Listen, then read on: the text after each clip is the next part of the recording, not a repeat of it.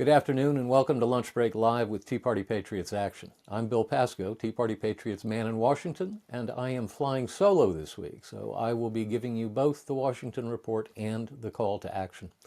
Let's get right to it. The House and Senate are both scheduled to return today and stay in session through Thursday. This week in the House, though the House is scheduled to return today, the first vote isn't scheduled until tomorrow. At that time, the House is scheduled to consider 12 bills under suspension of the rules. On Tuesday, and for the balance of the week, the House is scheduled to consider 2 bills under a rule. They are H.R. 7673, the Liberty in Laundry Act, and S. 4199, the Judges Act of 2024. H.R. 7673, the Liberty in Laundry Act, does just what it sounds like. It places limits on the Department of Energy's energy conservation standards on clothes washers. S. 4199, the Judges Act, recognizes that caseloads have increased by 30% since the last time Congress created a new federal district judgeship. Consequently, the bill creates dozens of new federal district judgeships to help ease the caseload. Those judgeships will be filled by the next president. The House will consider 8 more bills under suspension of the rules, and at some point, likely on Thursday, the House will consider the National Defense Authorization Act, the annual defense policy bill that's passed every year for the last 60-plus years. This week in the Senate will return today with the first vote set for 5:30 p.m. At that time, the Senate will proceed to a roll call vote to confirm the nomination of Tiffany Renee Johnson to be a U.S. District Judge for the Northern District of Georgia. Then, based on Majority Leader Schumer's cloture filings, I expect we'll see action on more judicial nominations. They're trying hard to get Biden past the magic mark of 234 judicial nominations confirmed in one term. That's the record set by President Trump in his first term. Now let's talk about the lame duck congressional agenda. As mentioned earlier, the House is going to move first on the National Defense Authorization Act. The bill dropped on Saturday afternoon, all 1,800 pages of it. Though they will try for a rule, the final bill does not include some of the conservative policy riders House conservatives wanted in the bill, so it's likely the bill will have to come to the floor under suspension of the rules. Remember, that means the bill needs to pass with a 2/3 majority rather than a simple majority. That shouldn't be a problem. Last year, they had to move the NDAA under suspension of the rules, and it passed by 310 votes to 118. Meanwhile, it appears leaders in both houses, in both parties, have come to agreement over what the continuing resolution will look like. Though they haven't released the details yet, we believe the House leadership plans to put the bill on the floor early next week and then head out of town. Further, it appears as if the House leadership has decided to tack on a 1-year extension of the Farm Bill and whatever disaster relief measure they can agree on. The Biden White House has asked for just short of $100 billion, but appropriators are talking more along the lines of $30 billion or $40 billion.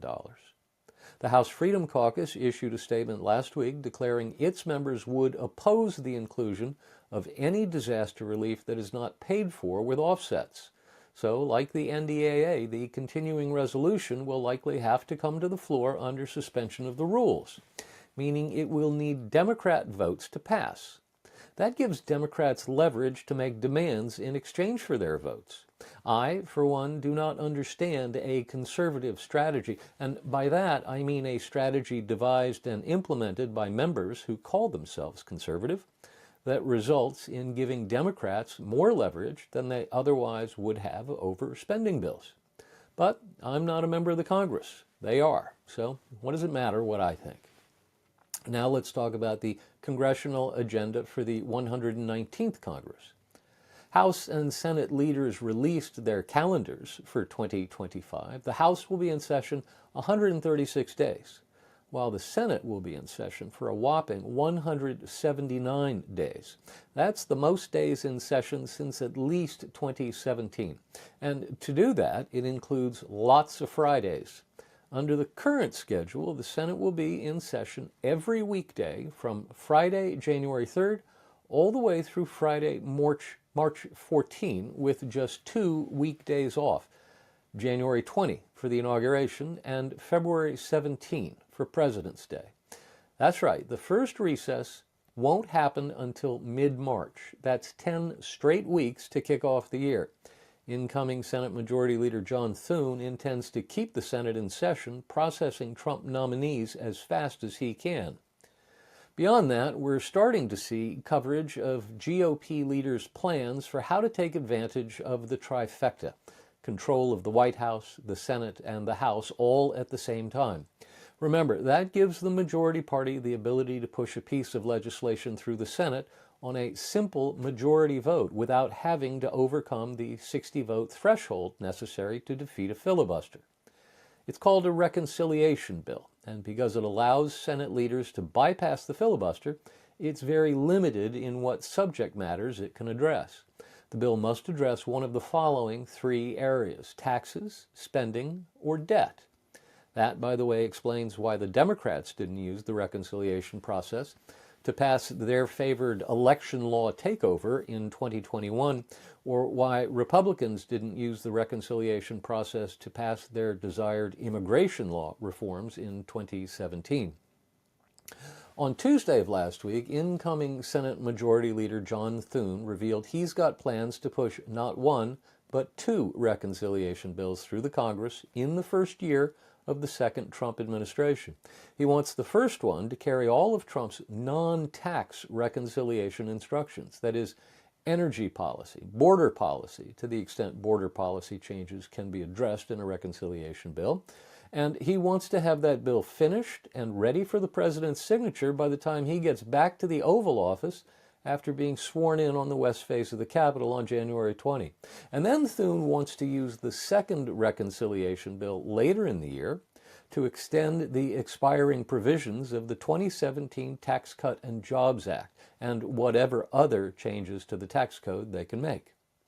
House Ways and Means Committee Chairman Jason Smith was asked about that and shot it down immediately. Quote, "If you look at history, in the last 25 years, every Congress has only had 1 reconciliation bill become law," he said.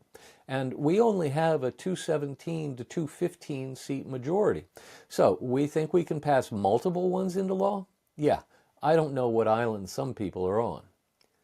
Thune's idea does have merit. With just a small majority to work with in the House, it's going to be hard to rack up wins. So it makes sense to put a bunch of good things together in one big package and move them expeditiously to get some points on the board. Winning begets winning, and as Haley Barbour likes to say, in politics, the main thing is to keep the main thing the main thing. Start by winning, and don't stop. Working out the tax part of a reconciliation bill is going to take time. Whether you want to put it in one giant reconciliation bill or leave it separate as its own standalone bill, it'll likely take months to get through the various provisions. Incoming White House Deputy Chief of Staff for Policy Stephen Miller, appearing yesterday on Fox News, supported Thune's idea of moving quickly with a border policy and energy policy reconciliation bill. It's early yet. Thune and Johnson and their committee chairs and the incoming Trump White House are just starting the conversations. We'll keep our eye on this. Now, Joe Biden considers pardoning everyone? On Wednesday, Politico's Jonathan Martin published the most intriguing article in quite some time, especially when you break it down line by line and phrase by phrase. The article was headlined, "Biden White House is discussing preemptive pardons for those in Trump's crosshairs." The takeaway was simple. President Biden is considering following up his preemptive pardon of his son Hunter by issuing masses of preemptive presidential pardons to masses of people to save them the emotional and financial distress of possibly being targeted for prosecution by the incoming president, Donald Trump. I read articles like this in the dominant media every day. I've been doing it so long I don't even realize I translate them in my head from establishment speak into plain English. Let me give you an example. A paragraph in this piece reads, "White House officials are carefully weighing the extraordinary step of handing out blanket pardons to those who have committed no crimes. Worried it could suggest impropriety, only fueling Trump's criticisms, and because those offered preemptive pardons may reject them. Mentioned by Biden's aides for pardon is Anthony Fauci, the former head of the National Institute for Allergy and Infectious Diseases, who became a lightning rod for criticism from the right during the COVID-19 pandemic. Where it says, those who have committed no crimes, I simply substitute, those who have committed crimes. Where it says, could suggest impropriety, I simply substitute, does indicate impropriety. You get the idea. I simply substitute, where it says, Fauci took criticism from the right, I simply substitute, Fauci took criticism from anyone with a brain. We have to get 6 paragraphs into this piece before we run across this sentence, quote, the president himself, who was intensely focused on his son's pardon, has not been brought into the broader pardons discussion yet, according to people familiar with the deliberations. End quote. Here's what actually happened. Senior aides to President Biden have decided they and their friends are about to get in trouble for their various abuses of power, and they want a get-out-of-jail-free card. They've decided who needs the preemptive pardons and listed them by name. Fauci, Adam Schiff, Liz Cheney, for instance. And they're now floating a trial balloon via Politico to see just how it goes over.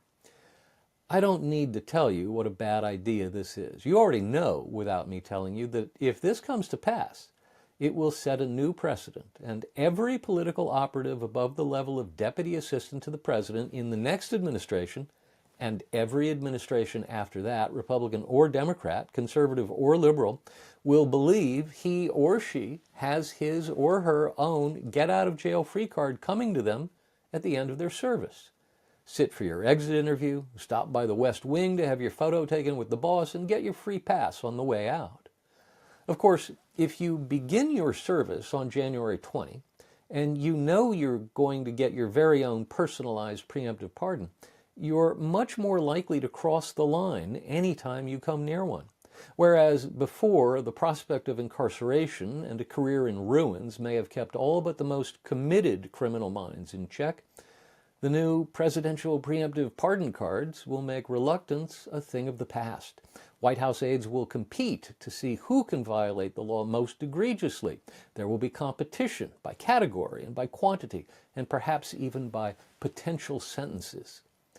Not only that, but if you're Joe Biden and you believe the next president is determined to abuse power to the extent he can, why would you give him this new power while you're on the way out of office? That makes no sense at all. Remember how Senate Majority Leader Chuck Schumer fought to eliminate the filibuster and actually called a vote on it? And the only reason we saved the filibuster and kept the rules of the Senate intact is because 2 Democrats refused to kowtow to the left and voted to save the filibuster? Well, now that Trump is going back to the White House and Republicans are going to be the majority in the Senate again, Schumer is, surprisingly, lauding the virtues of the filibuster. That makes perfect sense for him. Forget the hypocrisy. That doesn't bother him at all. As a political play, it makes perfect sense. He's going to be in the minority, and he wants the protection that the filibuster gives to the minority in the Senate. Now imagine that the current situation was the case, and Schumer was going to be in the minority in the Senate, and imagine that he still wanted to get rid of the filibuster. We would all look at that and say, that makes no sense. That's against his interest. That's nuts. Well, friends, that's exactly what Biden would be doing if he decided to issue preemptive presidential pardons. He would be creating the precedent and accruing to the president much greater political power than the president has now, just in time for Trump to take over. That would be nuts. Stay tuned. Now, the latest on the Department of Government Efficiency. On Thursday, Department of Government Efficiency co-leaders Elon Musk and Vivek Ramaswamy went to Capitol Hill to meet with Senate and House Republicans. The purpose of the meeting was simply to get acquainted and open lines of communication, and to let the congressional Republicans get a general understanding of how Musk and Ramaswamy see their roles and the role of the DOGE going forward. Tennessee Republican Senator Marsha Blackburn said she was planning to introduce legislation that would enable the DOGE to make good on its promises. The legislation would begin the process of moving federal agencies out of Washington, D.C., freeze federal hiring, and begin to establish a merit-based compensation system for federal employees. Now to the latest on Trump personnel moves. On Tuesday, the Trump-Vance transition team announced it had entered into a memorandum of understanding with the Department of Justice to facilitate background checks and security clearances for transition officials and incoming Trump administration nominees. This is a standard part of the transition process and has been in place going back at least to the Eisenhower administration. Later Tuesday morning, the transition team announced that Peter Navarro will serve in the second Trump administration as senior counselor for trade and manufacturing.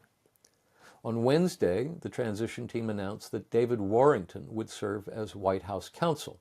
William McGinley, who had previously been announced as the choice for the White House counsel's job, will serve instead as counsel to the Department of Government Efficiency. Monica Crowley will serve as ambassador and chief of protocol of the United States.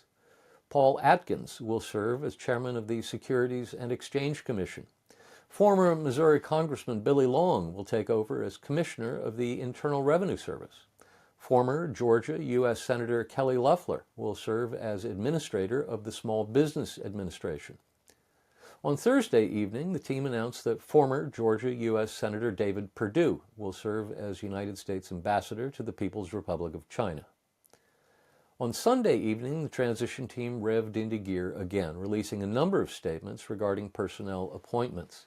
Alina Habba, one of the president's personal lawyers, will serve in the White House as counselor to the president. That's the job that Kellyanne Conway had in the first Trump administration. Then there were a number of appointments to the State Department under will-be Secretary of State Marco Rubio. Michael Anton will serve as Director of Policy Planning at the State Department. Michael Needham, who served the last several years as Chief of Staff to Senator Rubio, will serve as Counselor of the Department of State.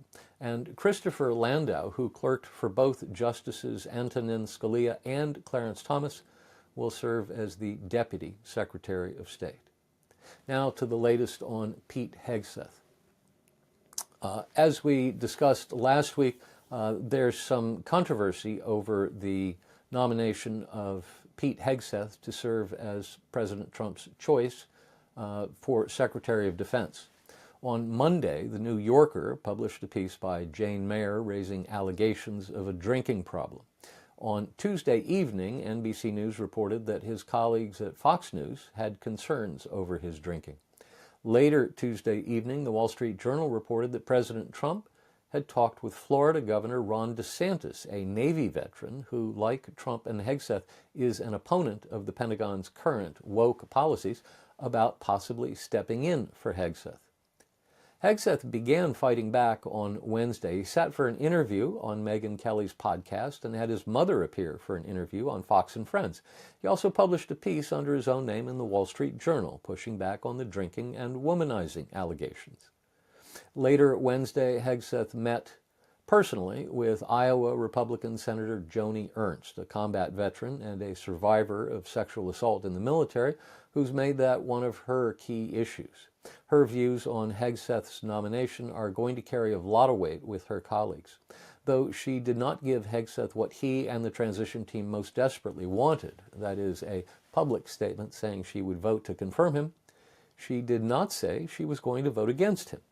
Since then, the two have engaged in a public dance on X, saying nice things about one another and the meeting they had, and the further meetings they will have, including one later this week. Hegseth is also scheduled to meet this week with Maine's Susan Collins and Alaska's Lisa Murkowski. President Trump has not been calling GOP senators to push them to support Hegseth, as he did for former Attorney General nominee Matt Gaetz. But on Friday, he did put out a positive statement on Hegseth's behalf. At this point, it appears Pete Hegseth has survived the initial assault against him and, absent any new damaging revelations, will make it at least to his confirmation hearing. Now to the Jenny Beth Show. Episode 101 of the Jenny Beth Show dropped last Wednesday. The episode features Jenny Beth's conversation with Marcy McCarthy, the chair of the DeKalb County GOP in Georgia. Jenny Beth and Marcy discuss Marcy's efforts in one of the bluest counties in the Peach State and how she's succeeded in vastly improving GOP turnout there. One of the keys to her successful strategy is to ensure that there are candidates recruited to run in all the down-ballot candidate slots, to ensure there's a full slate of candidates working together. It's a great discussion. Highly recommended. And that's our Washington report for this week. Now to the call to action. Please make sure you've read our recent poll results on the public support for the Department of Government Efficiency and sign up if you haven't already for updates on DOGE-related calls to action. You can find a link to Jenny Beth's op-ed on the poll results in the suggested reading. She notes that 71% of those surveyed said they support the creation of a Department of Government Efficiency, and 65% support the government telling federal workers they can either go back to work in their offices or find new employment. You can find more information on the poll on the front page of the website at teapartypatriots.org. You'll find the sign-up form at the bottom of the page that has the poll results. That's it for this week. Until next week, be well and be active.